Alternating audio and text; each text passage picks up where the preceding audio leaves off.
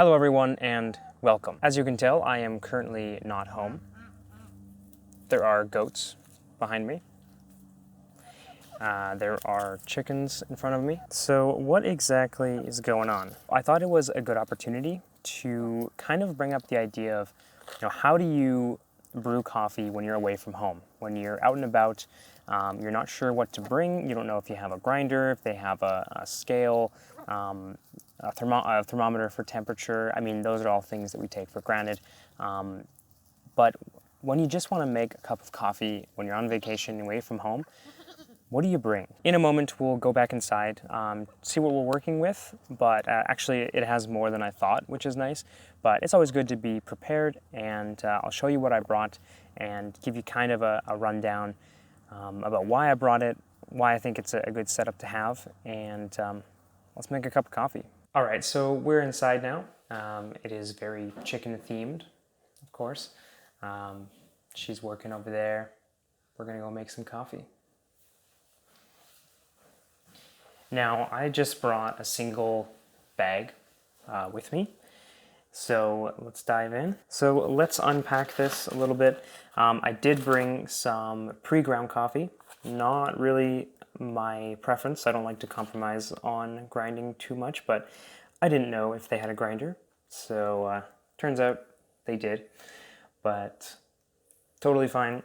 We'll just use my pre-ground. And I actually roasted this myself, so that's pretty cool. You might have already guessed, but yeah, I chose an Aeropress. Despite all of the little pieces that it comes with, it's honestly one of the easier brewing methods to use if you don't have a way to measure and you do want a consistent cup of coffee. Okay, so we'll get everything out here, all on the table.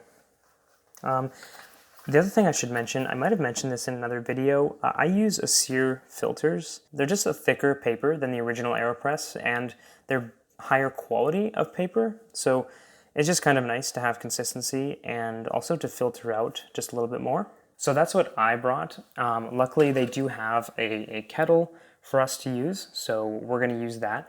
And that's pretty much it. So I'm going to brew some water. I'm going to come back and I'm going to make some coffee. So we're kind of getting these ready here while the water boils. I got the paper filter in there. And here's a big reason why I bring the Aeropress, right? Because it's got this scoop. On a normal day, I really hate volumetrics. They're not as accurate as actually measuring, but that's okay. We're on vacation, and this scoop is approximately 14 grams, which is exactly what I like to put into my Aeropress, so it's totally fine. I'm just going to scoop one scoop and put it in.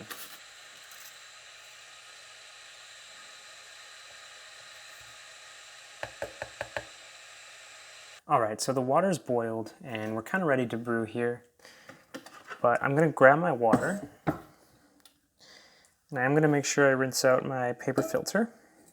So do this very carefully.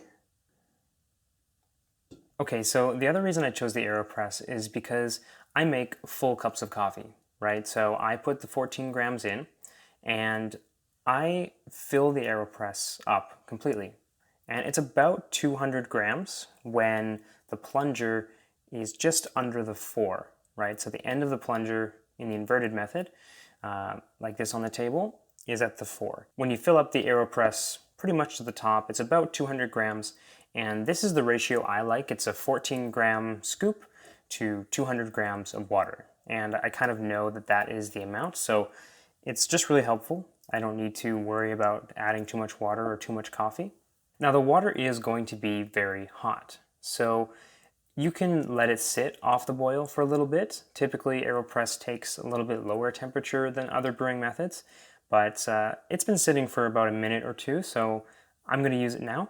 And I'll just take a quick look at the oven timer, and I'll just time for about a minute. As soon as the water hits the coffee, you want to give it a few stirs, which you'll see me do in a second, and then at a minute, we're going to turn it over onto the cup, and we'll plunge it through from 1 minute to 1:30.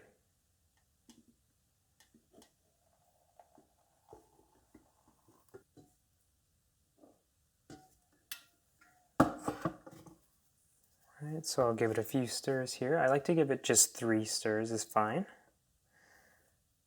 Make sure the coffee is nice and saturated.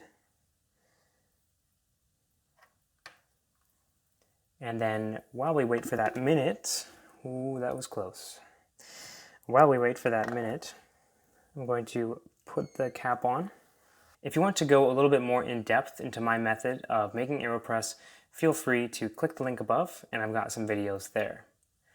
So we're at about a minute. I'm going to turn it over onto the cup.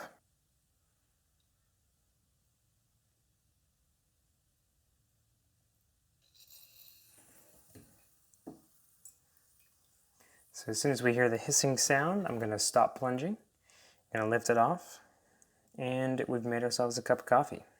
All right, so we're back outside with our coffee and the smell of chicken poop in the air. I've got my chicken posse here, ready to go. Anyway, it's good coffee. It's not the only way to make coffee while you're on vacation. I would also recommend maybe the Frenchpress if you like bigger cups of coffee. It would be good ahead of time to mark out with tape maybe on the Frenchpress where you normally fill. That way it can help you with adding too much water. And I would also bring some sort of measurement, some sort of scoop that you are familiar with, like I was using for the Aeropress. Yeah, I think those two. I think pour overs are just too difficult when it comes to the type of kettle. When you don't have a gooseneck kettle, you don't have much control.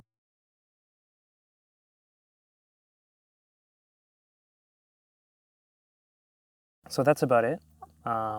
Thanks for watching. I really appreciate it. If you like my stuff, I release weekly content. Please consider subscribing and comment below. Let me know below what you use when you travel. Let's see each other again next week. Have a great day.